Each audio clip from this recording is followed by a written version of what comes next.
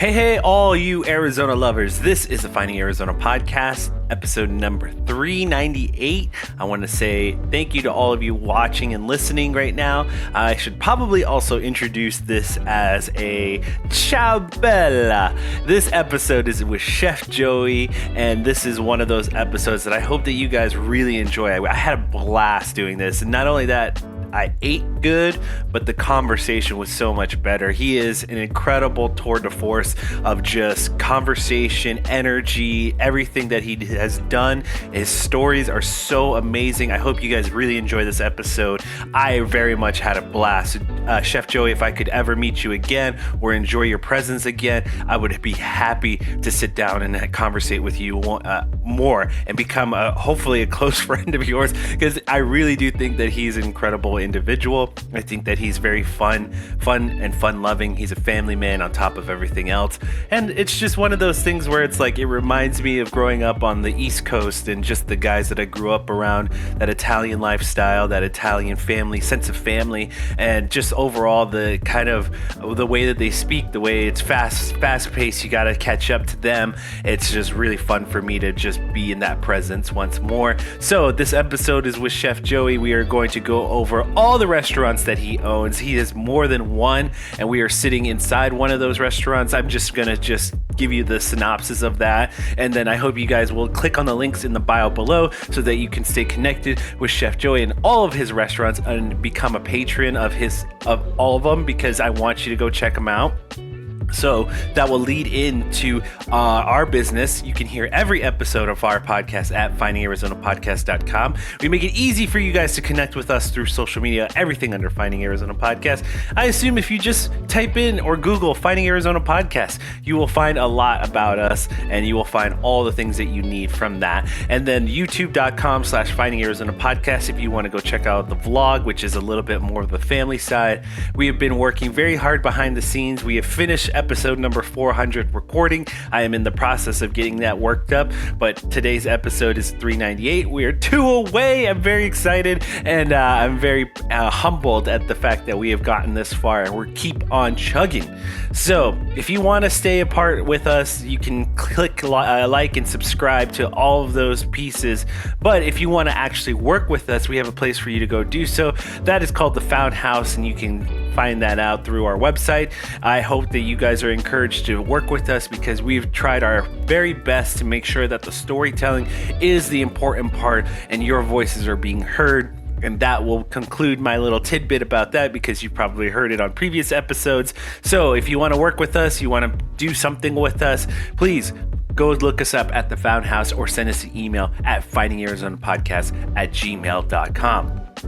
I am so ecstatic about what's been going on. We have a family friend in town today, so we are doing a lot of family things. And if you know anything about Phoenix, there's a lot to do during the spring and later fall months, because everything's cooler, everything's really nice this time of year. So we're doing spring training this weekend, and we're also going to be hopefully doing another sports activity. Go Suns! So I hope that you guys will join us on our own social media platforms for Brittany and I, and our little guy you'll see in there as well. So all in all to say is that we're doing a lot of things, we're working on a lot of things, and we are just being a presence to our son. And that's pretty much what's going on with the family part, if anyone was ever asking. But I just really love telling about that part, because it is very much an important aspect of family work-life balance. And for those of you out there who are entrepreneurs, you can do it. I know you can. I believe in you, and hopefully you will also connect with us on that level as well. That being said, let's just jump into this episode number 398 with my favorite Chef Joey. I will see you next time, and always kisses, hugs, and belly rubs to our four-legged friends. See y'all.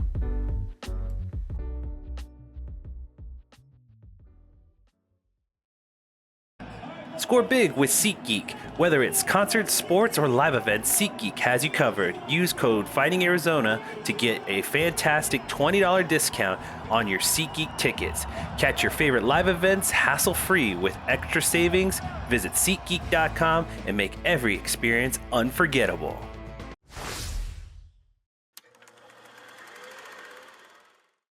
Welcome back, everybody, to the Finding Arizona podcast. I'm your host, Jose, and as always, we get to interview great guests every week. And today, I want to introduce you to Chef Joey here. And we're here at the Rosticceria. Rosticceria. I'm going to teach him how to say Rosticceria. I appreciate it. And I'm very excited because you remind me of a lot of the guys that I grew up with over on the East Coast. Are they still in jail? No. Okay, good. We're okay. Luckily, none of them have made it there yet, but I'm very excited to at least get to know you a little bit more. The pleasure is mine. I really do appreciate it. And so we're going to ask you the questions, and we're going to get to know you a little bit better. Awesome. I love it. A little bit of the business as well.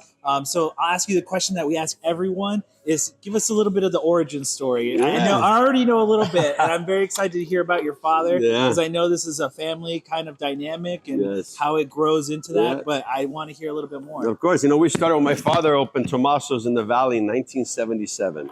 And we closed it last year. We're rebirthing it across the street. Yes. Be opening called Masettos. And so it's kind of my take on a Tomaso's in the new year since he passed. And but he's instilled with us since we were kids, my sister and myself, that you enjoy the moment at the table. Yeah. Everything you do in life is chaos. But as soon as you get here, you enjoy good food, you have a nice drink, and you talk to a wonderful person, and you enjoy yourself. And so we always had that in us. And I followed in his footsteps. I hated school. I wanted to cook. It's all I wanted to do. And so at 16, I started cooking. Yeah. And then by 18, I said, hey, I'm pretty good at this. Let's see if I can make a career. And I went to culinary school and I moved to Arizona and worked with my dad for many years at his restaurants. And he opened over close to 40 restaurants. Wow. And so I was in the luxury of opening restaurants with him and seeing his passion and love for food and what it brings to the restaurant business. And I wanted that. This man used to make something, go to a table, and everyone used to light up. I'm like, oh, man, how do I do that? Exactly. So I learned that art. And, it's a passion. I love it. I love creating. But I've always been the black sheep. They stuck with Italian, and I've done it all. I've created. So I had a barbecue chain in California. Okay. I have a Mexican restaurant here that does very, very well. We're turning that into 2-3 units. And then Rosticceria and Sicilian Butcher. I still have some of my roots, but we always remember one thing, Italian hospitality. I love it. We teach it at the Mexican restaurant. We teach it everywhere. My trainer, Chris, what do you teach? Italian hospitality. What does that mean? That means that we want you to feel at home. Exactly. We want you to forget all the crap you deal with and enjoy the moment. And that's what we teach. I love it. And that means a lot to me because it just shows a little bit about, again, what you bring into the culture of your restaurants. And that means a lot to me as well because it reminds me of home. It reminds me of the guys that I go to their homes, their mom's cooking, all of that, and just how they live. Yeah, it's the best. It's the best feeling. I want to know a little bit more about your dad and just give me one thing that he first taught you that stuck with you for the longest time. He taught me passion. And I know it sounds kind of cliche, but that man, he loved the restaurant business. Yeah. He loved food. He loved to do something in the kitchen and watch someone smile. Yes. And that was the passion of it all. But he never forgot his roots. He was an Italian man. He came from Sicily. He made the American dream. And that was one of the things, the biggest lesson to me was never forget where you came from. And with him, that's where it all was, I love that because, again, one thing that we talked about off air is just when you walk into this place, you have a picture of your father and just something about it is just, you can see the facial recognition of you and the hairline and everything like that. But it's that residence of legacy and just what he was. You could see it in his face, how passionate he was about doing certain things around the farm, doing certain things with the land, cultivating it. And you could see that bleed through into the food. He loved it. We say all the time, if this man could come from Sicily to America by himself, his father died, my grandfather died very young, came to America with no money and made the American dream. We can get up every day and do it here and do it right. And that's what we kind of keep every day. I love that. Why do you think that you chose to go outside of just doing Italian? What was that first inkling of like, I want to try something different? Yeah, I'm a creator. I'm a big brain full of like creation and ideas, and I see something. I want to do that, but my way, or I want to just be my own person. I've always been loud, out of the box, crazy, and so I started building my brands that way. Hash Kitchen and Loud, in your face brunch, and the Italian and Rome themes, but it's who I am, and so I don't want to be in a box. Italian food's been created. I want to leave my own mark. My dad left his legacy, and I want to take that to the next level and leave mine. you know? Yeah, that is, I mean, it means a lot to a lot of people because one, you're stepping outside of something that you may not be comfortable with, but it's also giving opportunities for others to come aboard and really absolutely educate not only yourself, but the staff as well and everyone along that's going along for the ride. What was give us like why you chose the first one outside of the Italian? Like what was the first food and why you chose You know it? what? I think my father was such a dominant Italian chef. You know, he was James Beard winning. He was, you name it, he's done it as a chef. And I think if I stayed just Italian, I would always be Tommaso's son, which was an honor. Yeah. I'm not saying it that way. But then when you do your own thing, it's kind of like, oh, wait, he can actually do it. You know, he can cook. So I think when we did that and I started a barbecue chain, but I was like, what are you, nuts? Like, what is this? And it was packed and I opened 9 of them and it was chaos and crazy. And I was like, damn, this kid can do it. And then I started getting excited, like Mexican brunch. And, you know, as a chef, you sit in 4 walls, you get stagnant. Yeah. As you open your eyes and do different things, it becomes fun and creative. And that's why I do this, is to create. I want to say too, it's like, there's something about, you know, the routine of doing the same thing that gives you a chance to also, it's like once you've perfected it, gives you a chance to daydream about the next thing. And that's what I do. My wife, my family, you know, she does all the decor. She's beautiful, my wife, Christina. But she always thinks, are you nuts? Are you done? No, I want to go to the next. I want to go crazy. And just, how do we keep going bigger and better? You know? So you have a family, right? And you have this beautiful family, and just one of the things that comes up is just how much you are a father figure to your kids and things like that. I'm a father myself as well. You know, have you ever thought about doing like more of a, I don't know, like a cookie shop or something dessert friendly? You know what? My son I have 3 beautiful kids. Juliana's 23, graduating college. She wants to be a psychologist. She wants to help me, apparently. My little one, said, my dad is too crazy. I gotta help. What am I going to do? Beautiful girl. My daughter, Melina's going to graduate high school, 18. She wants to do interior design, which would be amazing. That'd be awesome. And my son, Tommaso, 20, wants to be in this business. So we're trying to create something, like you said. He wants to do like a coffee pastry concept, more for everybody type of concept, and so we're working on that now. Oh my gosh, that's really great. And it's wonderful that each of them chose something that that is somewhat related to coming back to dad, and just like want to help you out in some way. You know, I tell them, learn the restaurant business, but it's not for everybody. You know, if you want to take my road, it's here. If you don't, I'm okay with it. Everyone has their own path, but don't forget where we all started. And so learn the business and understand it. I just, again, it's like this huge family legacy, not only for yourself, but for those that, you know, your future kids and your grandkids in the future. I hope that if they do hear this in the future, what's one thing that you want them to just kind of keep remembering? Is it the same thing that your dad taught you? For me, it would be, you know, my dad taught me, you know, work hard, nothing's given to you, be honest, be a great man. If you stick with that in life, I think you'd be good no matter what you do. You know, you just work hard and be a good person and everything will come your way. Awesome. So you brought up the fact that you are now traveling a little bit to here and there to open up some new stuff. Can you give us a little preview of of course. I would love what's to come? You know, as a chef, your dream is to always have a household name as a brand. And the Hash Kitchen is that for me. It's really launching. We have 8 in the Valley and we're opening 16 out of state. Oh, wow. So we're doing Texas, Vegas, Nashville, Orlando, and I'm missing one, and Utah we just opened. So they're infilling all those areas. So I travel back and forth. And Butcher now, Sicilian Butcher is doing some in those states. They're really fun, but it's something that's so unique because, you know, you do 1 or 2 in Arizona, you start getting a following. And people start knowing you 3, 4, okay, now you're the spot. You go to state, who are you? Right? Yeah, exactly. And so it's starting to see like, wow, like we opened in Utah. They don't drink. It's a big Mormon community. I was a little concerned. So we turned our Bloody Mary bar into a build your own donut bar. It is crushing it. Like Hash in Utah is killing it. It's fun. And people are starting to say, oh, we remember you from Phoenix or Scottsdale. And it's fun. So it's super exciting as a chef to see a brand of yours grow. But it's very hard to go in and out of all these states and find the right people. And the reason I never did it was I want consistency. I want the food to be spectacular. I'm a chef first guy. And so food has to be amazing. And that becomes very hard as you open 8, 16, 20, you know, in other states. So it's fun. I partnered with a huge PE firm, the Savory Group, which gets multi-unit out of state. And they bring a lot of that infrastructure that helps that. You know? Awesome. So that being said, it's like, what if you are going to these different states and, you know, you want to make sure that it's consistent? What are some of the things that you want most for your, employees or, for those other regions? Yeah, just to keep the vibe the way it started. That's what my role really is, and my wife's role is.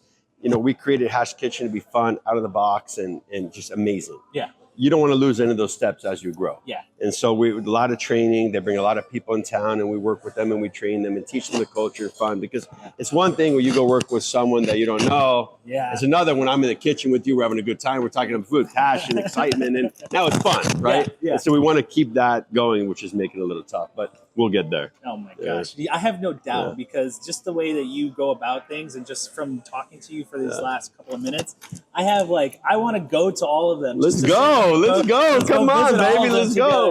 How about going back to your roots and just kind of is there ever a hope or idea to go back to Italy and open up something over there? Maybe something really small. Yeah, my sister and I, our father passed. We have he had a winery there and he has an olive plantation. So we expanded the olive plantation. So the dream is to make that a full force, olive where we bring in our bottles and bring them to the States.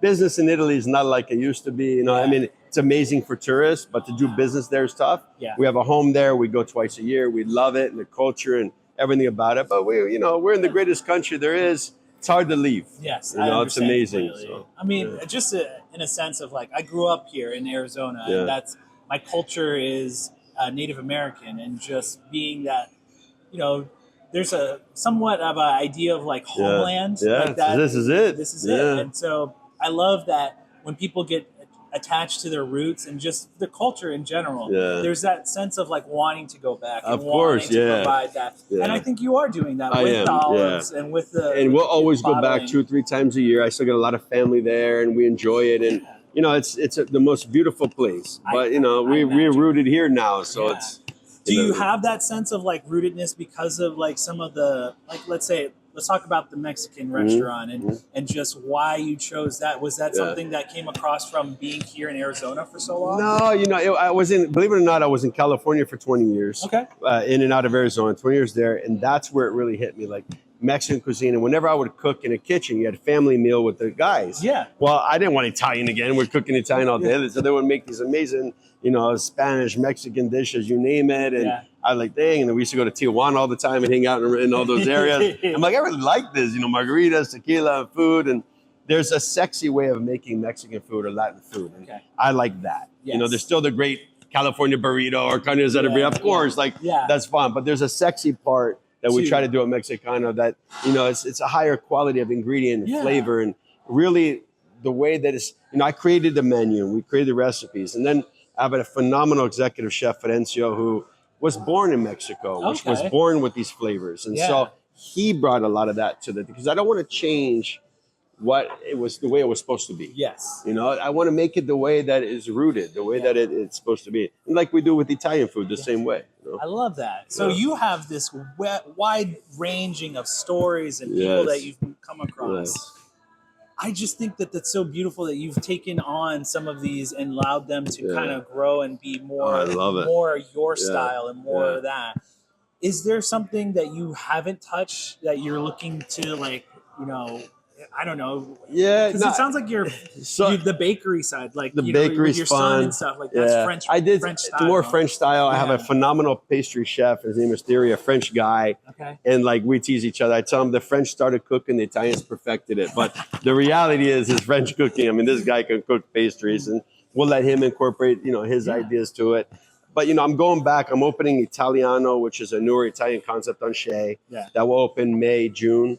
That's going back to my roots. Very East Coast Italian, very red sauce restaurant, very who I am. Okay. And so I'm really excited about that one. And then Masettos, which is the new Tommaso's, high end, my dad's legacy with me partnering with his legacy, let's call it. Really doing this. So those two are probably my proudest chef moments coming up. Okay. Yeah. Well, I'm very excited for both of those, and then I'm very excited for you in general, just to have this kind of ongoing onslaught of just taking over the states one by one, and little by little, and clawing by little, and it's going to be a great story for your kids, great story for your grandkids, and I want to leave them a legacy, so that's why we're doing it. Exactly.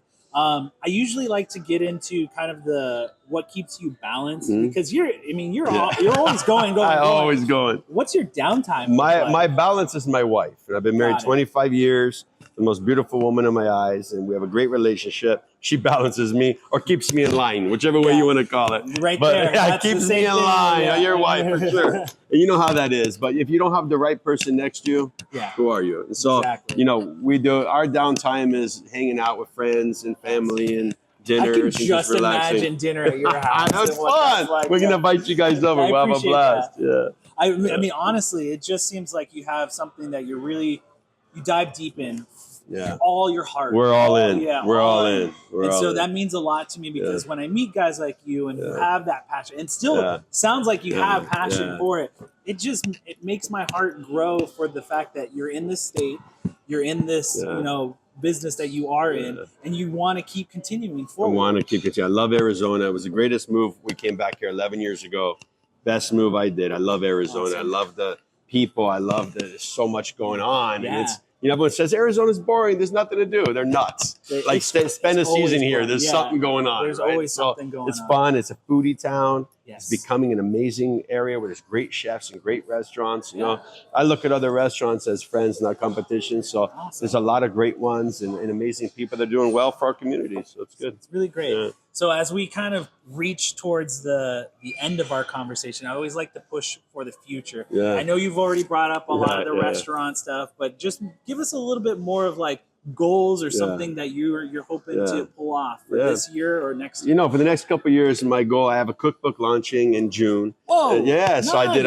It's called the Brunch King. Okay. Be sold everywhere. It's my first cookbook. Nice. Trying to work on the second one, which is an Italian one. Okay.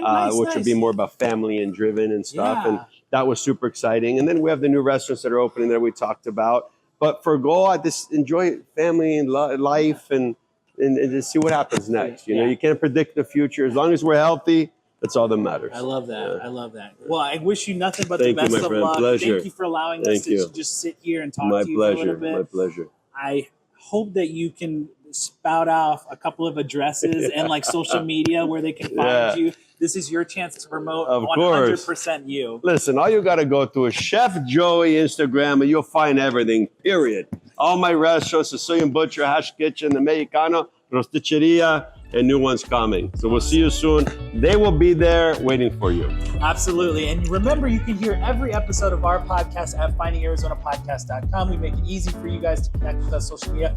Finding Arizona Podcast under everything. Last but not least, we always say at the end of every episode that we do, kisses, hugs, and belly rubs to our four-legged friends, and we will see you next time. Bye, y'all.